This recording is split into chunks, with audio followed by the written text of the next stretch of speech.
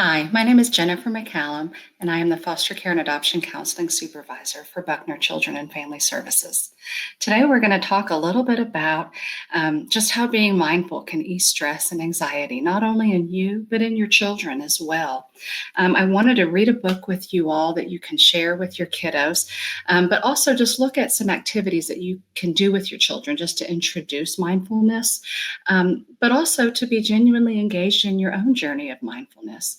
Noticing these small moments helps your children and your child with self-control and emotional regulation.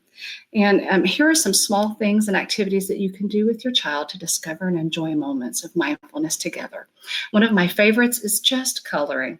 Being in the moment, looking at those colors, lines, even giving some of your feelings colors.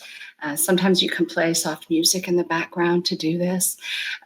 Just use a happy moment to kind of soak in all the good and just talk about it. Listen to music together, see how many instruments you can pick out, play a guided meditation together. End the day in a calming, mindful way with just some yoga poses. There's a great children's book out there called Good Night Yoga, and it just takes you through some different poses to do to really just set the tone and feel calm and ready to enjoy a good night's sleep. When a tense moment does arise, just press the pause button. Slow down. Notice those things that you can see, hear, smell, and touch with your child.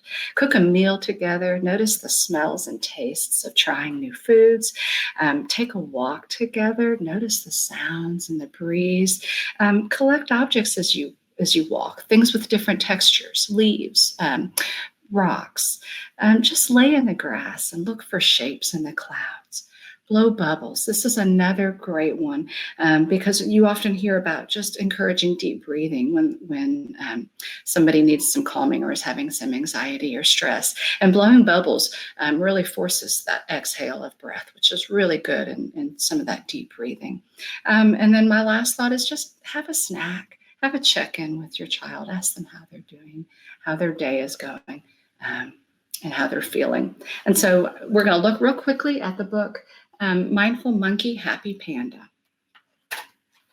And this is a great one that just helps you think about being in the moment, not about what happened yesterday, not about maybe what's going to happen tomorrow, just being in the moment. One late afternoon, as Monkey was walking home from a long day at school, Monkey came across Panda, sitting serenely in a thicket of bamboo. "You always seemed so happy and peaceful," said Monkey. "Yes, you could say that," said Happy Panda with a little smile.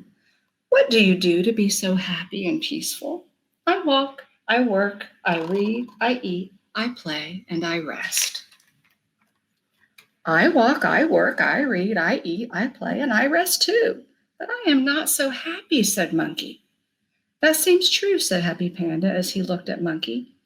"So, Monkey, what do you think about when you do those things?" "Well," said Monkey, "when I walk, I also think about doing chores. When I do chores, I also think about reading. When I read, I also think about eating. When I eat, I also think about playing. When I play, I also think about resting. When I rest, I also think about walking." "Ah," said Happy Panda, "your monkey mind jumps from one thing to another, always to somewhere other than here, to something other than what you're doing right now." "Well, of course it does," said Monkey. "Isn't that what everyone's mind does?" "Well," said Happy Panda, "when I walk, I am just walking. When I work, I am just working. When I read, I am just reading. When I eat, I am just eating. When I play, I am just playing. And when I rest, I am just resting." "True happiness," said Happy Panda gently, "comes from bringing all of your attention to whatever you are doing right now. There is no need to think about what happened yesterday. Yesterday's gone, over, done. And there's no need to worry about tomorrow. Tomorrow isn't here, but today is all around us. Bringing your mind back to this moment, right here, over and over and over again, is called mindfulness." "Oh, I get it," said Monkey. "Mindful, like your mind is full of the present, full of right now. That's definitely how I want to be. And at that very moment, monkeys started to practice mindfulness. How about you? I hope some of these tips are helpful for you and your family to just get through this different time. I wish you all the best.